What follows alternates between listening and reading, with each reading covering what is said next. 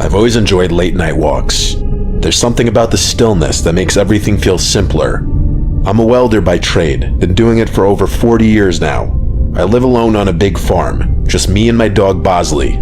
The house is too large for one person, but I never had the heart to downsize after my wife Maria passed away. My kids moved out years ago, and ever since cancer took her, it's just been me and Bosley. One night, after a long day in the shop, I decided to go for a walk. My property is pretty big, so just a single loop is usually enough to satisfy my craving. The air was cool, and Bosley trotted along beside me. Sometimes I think he likes me more than I like him.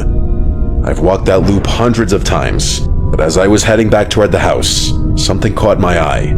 I glanced up at the second-story window, the one that looks out from the bedroom Maria and I used to share.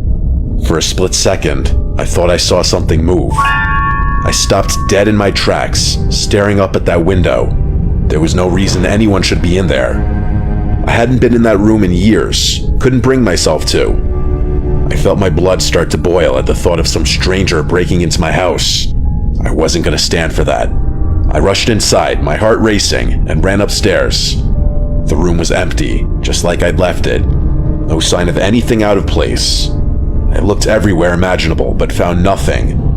Yes, I was pretty freaked out, but I was more angry than anything. I didn't take this kind of thing lightly. I figured I had just seen something that wasn't there. I stood there for a while, feeling foolish, but I couldn't shake the feeling that something had been there. The next night, I woke up to Bosley growling. He's a good dog, never barks unless there's something to bark at. I sat up in my bed, listening. That's when I heard creaking coming from upstairs. It could have just been the sounds of my old house, but my mind went directly to footsteps, which were coming from right above me. I'm sure you could guess which room is directly above mine. I debated grabbing my hunting rifle from downstairs, but didn't want to go that far. If it came down to it, I was fully confident that I could take whatever was up there hand to hand. I grabbed my flashlight and went to check. Again, nothing. The room was exactly the same, untouched. My anger was definitely starting to turn into anxiety at this point. Something didn't feel right in the house.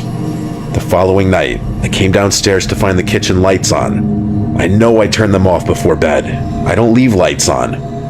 There was no question anymore. Someone was in my house. I started to panic. I called the police and told them I thought someone might be sneaking around. They came out, searched the house from top to bottom, but found nothing. They were nice about it, told me to call again if I needed them, but I could tell they didn't believe me. The next night was the worst by far.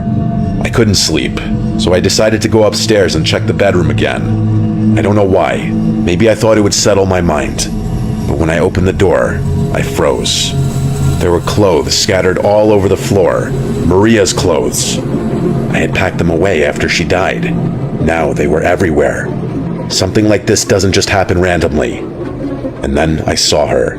There was a woman standing in the doorway, just staring at me. I couldn't see her face clearly, but I could tell she wasn't Maria. She was too short. I don't know who she was, but she didn't belong there. I had never been so afraid in my life. Without thinking, I ran at her. She turned and bolted down the stairs and out the front door. By the time I got outside, she was gone. I searched the property with Bosley, but there was no trace of her. I didn't sleep that night. For months after that, I couldn't sleep. I was constantly on edge, convinced I heard footsteps upstairs at night. Every little noise set me off. I slept with my rifle next to my bed, terrified that I'd have to use it one night. Every little noise set me off. I debated calling my brother to come stay with me, but I wasn't going to do that. I was raised to always handle my own shit, so that's what I did. The nightmare didn't end though. One night, I was sitting in the living room when I noticed a figure standing in the yard, looking straight at me through the window. It was her again. My heart felt like it stopped. I grabbed my hunting rifle and ran outside, Bosley close behind. She was still there, just a silhouette in the moonlight, watching me. I fired a few warning shots into the air, hoping to scare her off. That was enough to get her to turn and run into the darkness, but it's not like that made me feel any better. I was literally being tormented by some random woman who was probably homeless. I couldn't even imagine why this was happening to me. I stood there for a long time, waiting to see if she'd come back. She never did. I haven't seen her since, but I know it's only a matter of time. I'm fully prepared to defend myself, but I don't think living in perpetual anxiety like this is sustainable.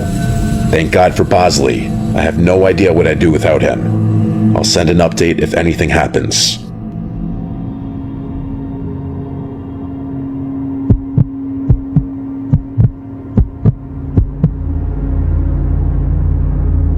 I work for a catering service, which means I'm on the road a lot, usually late at night. I spend most of my time lugging stuff from place to place in this massive truck the company makes me drive. It's not the worst job in the world, but the hours suck, and it's not at all what I thought I'd be doing with my life. By the time I get home, I'm either so wired from caffeine that I can't sleep, or I pass out the second I hit the bed and stay that way for 12 hours. I was driving back home one night at like 2 a.m. It was nice to be driving my own car again.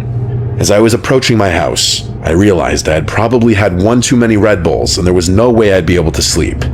On top of that, I hadn't eaten in hours and I was starving. There's a McDonald's right off the highway about 10 minutes from my house. It's usually my first choice when it comes to late night snacks since it's just so convenient. I'm not even one to gorge myself on fast food. I just occasionally get this weird craving that only a handful of fries can satisfy. It's obviously 24/7, and I figured some comfort food would be the perfect thing to help me wind down. I don't remember exactly what time it was, but it was definitely after 2 by the time I pulled into the drive-thru. There were a few cars ahead of me, which I was actually kind of surprised by. It's not like this McDonald's was a busy spot at 2 a.m. on a Tuesday. As I was sitting there impatiently, I found myself staring off into space, wondering what was taking so long. That's when I noticed something strange. There was an old, beat-up Volkswagen with its windows tinted backed into a spot in the very corner of the lot. The McDonald's itself was only accepting drive-thru orders at this hour, so it did make sense why there'd be a car in the lot. There were reserved spots on the other side for employees, so it couldn't have been one of them. I figured it was maybe just someone eating in their car, which it probably was. I myself did that from time to time, so I guess I couldn't judge. It was just an odd sight, to be completely honest.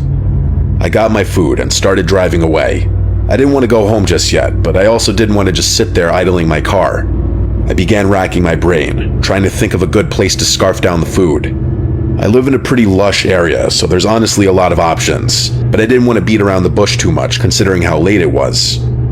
There's a massive nature preserve literally down the street from my house.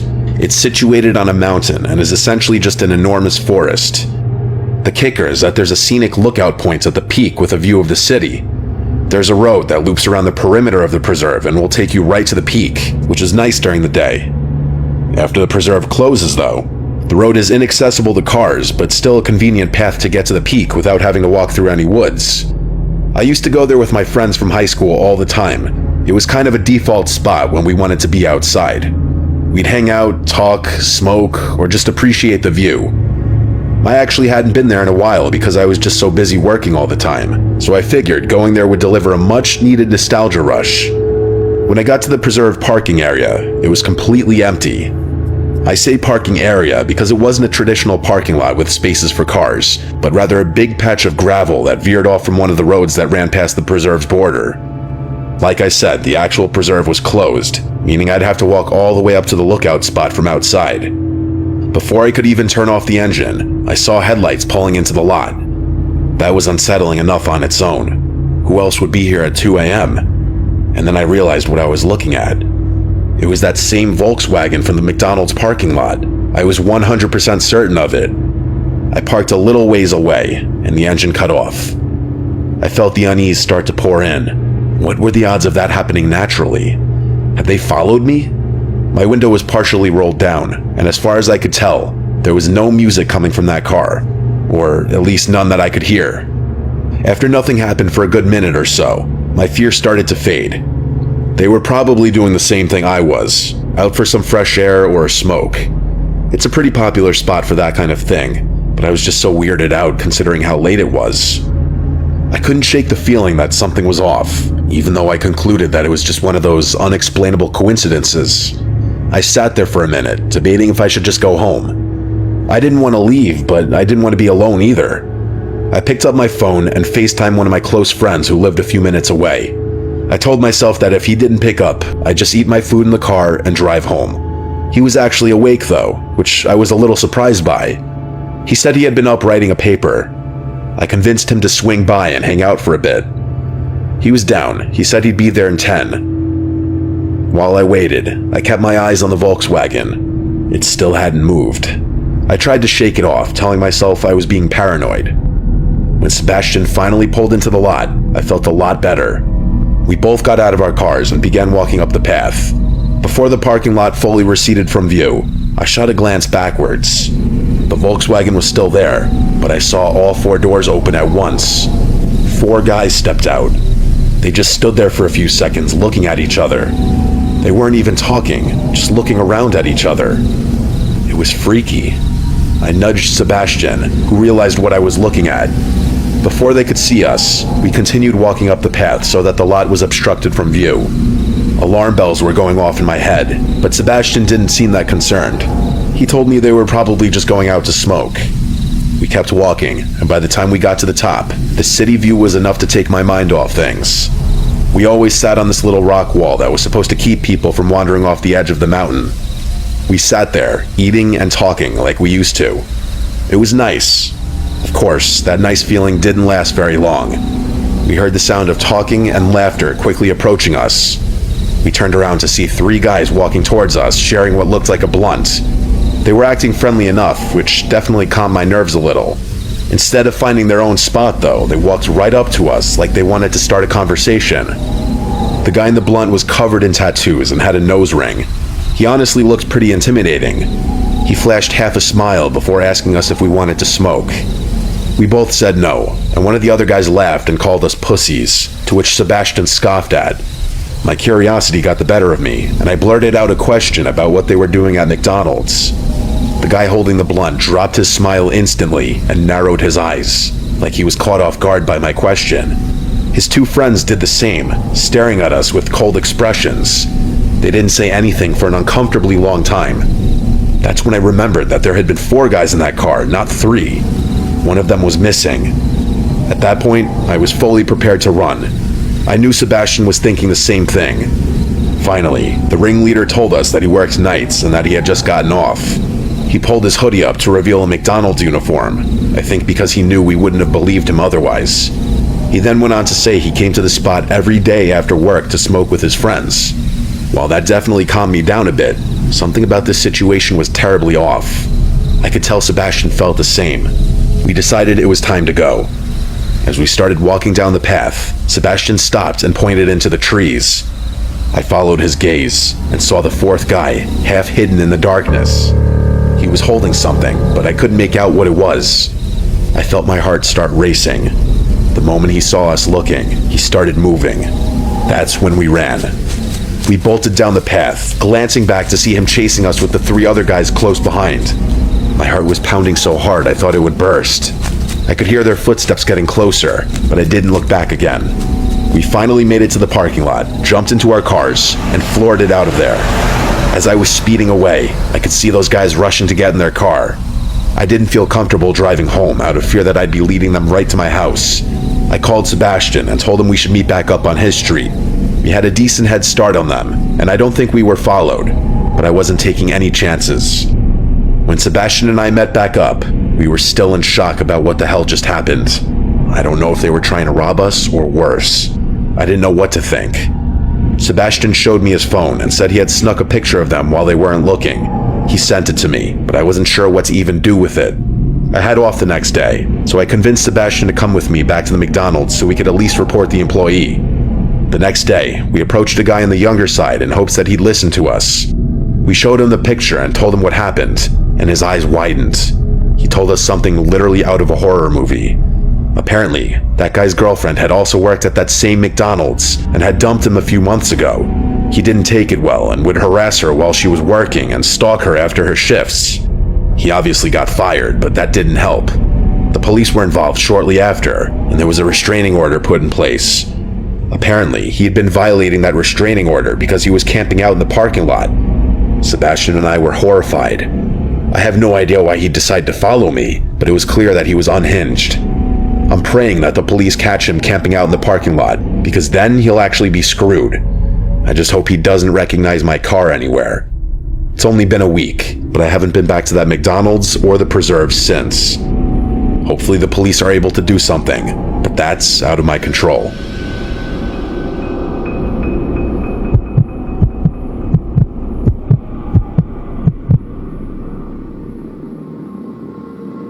Forgive me if I don't remember every detail of the story. It happened a while ago. I grew up in Ardmore, Pennsylvania. Not much goes on around here, so finding things to do can be a challenge. In high school, a few friends and I would sneak into and explore old, abandoned buildings. That's the sort of thing we did at that age. I didn't realize how popular that kind of stuff is until many years later. Apparently, lots of people like to explore abandoned buildings. Anyway, there was this abandoned church that we'd been to a couple of times before. It was in Narberth. I actually remember the exact address, 198 Elmwood Avenue. The place was creepy, but it was kind of our go-to spot for late-night thrills. One fall evening, a few of us decided to hit the church and drink a little inside. It was a chilly night, and the air had that crisp bite to it. There were 6 of us, me, Luna, Gina, Johnny, Max, and Allie. The church sat behind an 8-foot chain-link fence, which we had to climb to get in. The doors were all boarded up, so we always went through a window on the side. Once you were inside, the first thing you noticed was the floor, or lack of one. The entire first floor was just dirt. It looked like someone had ripped out the floorboards years ago, leaving only a hole in the center where a set of concrete stairs led down to the basement. That's where we always ended up, down in the basement. The basement had 3 rooms, but only one had a door. The other 2 just had door frames. The first room we went into was the largest. There wasn't much in it, just some old furniture, broken chairs, a busted couch. I remember having to shush Johnny like 12 times because he was a lightweight, and the tiny bit of alcohol he had was making him really loud and antsy. Being in such a big group was always a plus though, and I felt much safer knowing we had numbers. We messed around for a while, drinking and laughing like we usually did. We might have had a speaker playing music, but I don't fully remember. Out of nowhere, a door slammed. I literally jumped. That's how loud it was. We froze, staring at each other with concerned expressions. At first, I thought one of us had closed the door by accident, but no one was near it. Almost immediately, Luna, Gina, and Johnny made a break for it, sprinting up the stairs, leaving me, Max, and Allie behind. We were the fearless ones, and none of us wanted to leave just yet. My heart was definitely pounding, I fully admit that, but I wasn't going to let the wind freak me out. I could tell Max and Allie were thinking the same thing. I don't know if it was curiosity or stupidity, but we decided to investigate. After standing in silence for a few minutes, the 3 of us crept over to open the door that had slammed shut. Behind it was a small room, and the first thing I saw was a dresser. The mirror on top of it was cracked, and there were red stains smeared across the surface. At first, I thought it was old paint or something, but when I got closer, I realized something terrifying. It wasn't completely dry. The stains still had that sticky sheen to them, like whatever it was hadn't been there for long. I felt the hairs on my neck stand up, and I was having second thoughts about not leaving sooner. Someone, or dare I say something, had recently been in this room. Then I saw the picture. There was an old photo on top of the dresser. A black and white shot of a woman in a wedding dress. She was smiling, but there was something off about it. The whole thing gave me a bad feeling. I backed away, but just as I turned, we heard another noise. This time, it wasn't the door. It was coming from one of the other rooms. It was coming from the room we had just been in. That's when Max and Allie both decided they'd had enough. I wasn't going to argue with them. We grabbed our stuff and ran out of there as fast as we could. When we climbed back over the fence and hit the pavement, none of us said a word. After jumping the fence, I turned around, and I could swear I saw the silhouette of a person standing in the open window. I still pray that by some minuscule chance my mind was just playing tricks on me, but I'll never know for sure. My friends and I never went back there together for as long as we remained friends. I've actually been back to that church myself, although it wasn't a church anymore. By the time I got around to checking it out again, it was completely demolished. I still have no idea what we saw that night. I'm just glad my friends were there to witness it with me. Had I been alone, I might doubt this whole thing even happens. If anyone wants to do some digging, go ahead. I was never able to find out anything online, but I wouldn't be surprised if that church has a history I don't know about.